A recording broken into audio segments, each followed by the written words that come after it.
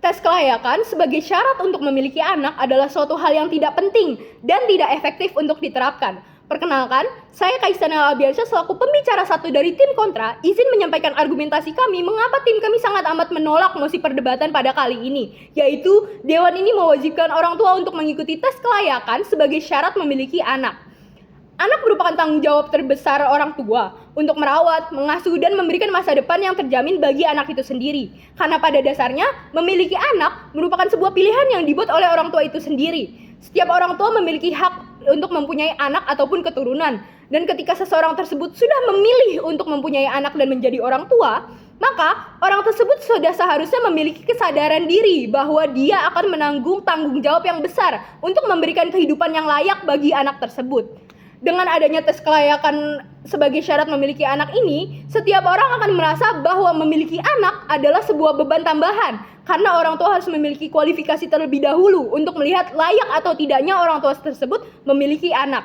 Di sini kami memiliki beberapa argumentasi mengapa kami sangat amat menolak mosi pada kali ini, yaitu pertama, pada dasarnya setiap orang memiliki hak untuk mempunyai anak ataupun keturunan.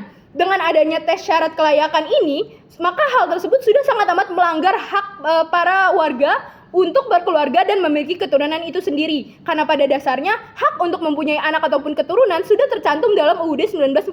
Dan ketika tes kelayakan tersebut diterapkan, maka tes tersebut dapat sangat amat melanggar undang-undang yang ada. Dan hal tersebut sangat amat tidak baik karena sudah kontra dengan peraturan yang diadakan oleh pemerintah. Yang kedua, apakah tim pemerintah memikirkan bagaimana perasaan para calon orang tua apabila dia tidak mendapatkan kualifikasi untuk memiliki anak?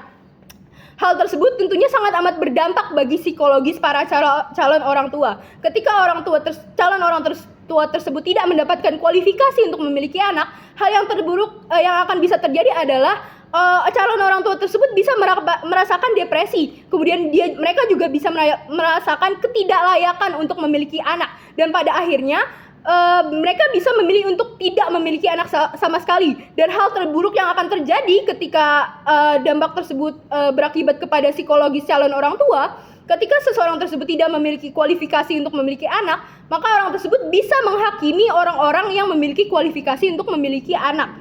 Yang ketiga, pengadaan penyamarataan cara pola asuh oleh tim pemerintah sangatlah amat bersifat objektif dan monoton. Karena pada dasarnya, cara pola asuh yang baik memiliki berbagai macam bentuk. Tidak hanya dapat ditentukan dari satu cara pola asuh yang baik. Dengan adanya penyamarataan pola asuh, di situ para orang tua tidak diberikan kebebasan untuk mengeksplorasi diri. Sebenarnya pola asuh apa yang membuat mereka nyaman untuk diterapkan kepada anak-anak mereka? Dan apabila pola asuh tersebut disamaratakan, hal itu dapat membuat orang tua terlihat seperti robot yang tidak memiliki ciri khas. Dan orang tua bisa terlihat tidak memiliki ketulusan karena caranya sama semua. Tidak ada perbedaan di antara bagaimana cara mereka mengasuh anak tersebut. Yang keempat, pengadaan tes kelayakan ini hanya akan membuat orang tua tertekan karena pada dasarnya orang tua akan lebih memfokuskan tentang bagaimana caranya mereka dapat lulus dari tes dibandingkan bagaimana caranya mereka mempersiapkan diri untuk kebutuhan anak itu sendiri. Karena ketika diadakannya tes kelayakan itu, apakah pemerintah dapat menjamin bahwa orang tua tidak hanya akan memfokuskan kepada tes untuk formalitas saja dibandingkan dengan benar-benar menjalani tes tersebut dengan serius dan mengimplementasikannya? Apakah tim pemerintah dapat menjamin bahwa tes tersebut akan sangat amat efektif untuk diterapkan? Kemudian yang terakhir, menjadi orang tua adalah sebuah pilihan yang dilihat pada ketulusan hati dan tidak dapat dinilai hanya dengan sebuah tes yang sifatnya sangat amat objektif. Pada dasarnya, tes kelayakan ini tidak dapat dijadikan patokan mengenai layak atau tidaknya seseorang untuk menjadi orang tua. Karena menjadi orang tua sendiri itu adalah sebuah proses belajar dalam seumur hidup bagi seseorang. Dan kelayakannya tidak dapat diuji hanya dengan sebuah tes tertulis sekali dalam seumur hidup. Kemudian, di sini saya akan memberikan beberapa sanggahan kepada tim pemerintah.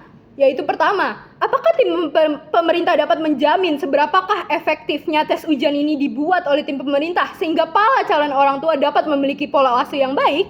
Apakah tim pemerintah dapat meyakinkan bahwa tes tersebut tidak bersifat objektif? Karena pada dasarnya, parenting merupakan suatu hal yang sangat amat luas yang tidak dapat dinilai hanya dari satu arah.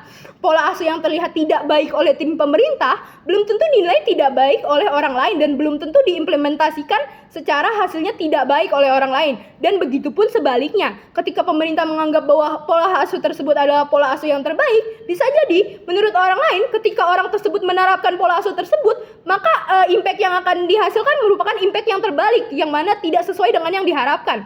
Kemudian yang kedua, apakah pemerintah dapat menjamin bahwa menjadi orang tua bahwa orang tua yang telah lulus dalam tes kelayakan benar-benar menerapkan pola asuh yang baik tersebut dan bukan hanya demi mendapatkan persetujuan atas kelayakan memiliki anak? Bagaimana jika setelah mendapatkan persetujuan tersebut dan memiliki seorang anak, orang tersebut tidak benar-benar menerapkan pola asuh yang baik dan berubah menjadi orang tua yang abusif di kemudian hari? Apakah tim pemerintah dapat menjamin bahwa hal tersebut tidak akan terjadi di kemudian hari? Kemudian yang terakhir, Dewan Juri, apakah penyamarataan cara asuh anak yang baik benar-benar efektif dalam pengasuhan anak? Karena pada dasarnya setiap orang memiliki kepribadian yang berbeda, sehingga penyamarataan pola asuh tidak akan bisa masuk ke dalam semua tipe orang tua. Orang tua akan terlihat monoton dan tidak memiliki ciri khas ataupun diferensiasi dalam cara mengasuh anak. Dan seperti yang sudah saya sebutkan tadi, orang tua pada akhirnya akan terlihat seperti robot dibandingkan orang tua karena mereka tidak memiliki ketulusan ataupun perbedaan dalam sikap mereka untuk mengasuh anak. Semuanya disamaratakan oleh cara tim pemerintah untuk mengasuh pola anak yang baik. Lantas apabila tidak dengan mengadakan tes kelayakan, solusi apa yang dapat diberikan kepada tim pemerintah untuk mengasuh anak yang baik? Yang pertama adalah pengadaan pembinaan pembelajaran tentang parenting terhadap orang tua. Orang tua tersebut tidak harus dites terlebih dahulu, namun setelah mendapatkan anak, orang tua tersebut bisa diberikan bimbingan terhadap bagaimana pembelajaran yang baik untuk menjadi orang tua. Kemudian yang kedua, pengadaan pemberian materi persiapan untuk menjadi orang tua tanpa harus diadakan tes setelahnya. Dan yang terakhir, pengadaan konseling dalam hal parenting untuk orang tua. Pada dasarnya, setiap orang memiliki hak untuk mempunyai anak ataupun keturunan, tanpa harus diadakannya tes kelayakan. Karena pada dasarnya, tes kelayakan bukanlah salah satu cara yang efektif untuk menentukan apakah seorang tersebut layak menjadi orang tua atau tidak.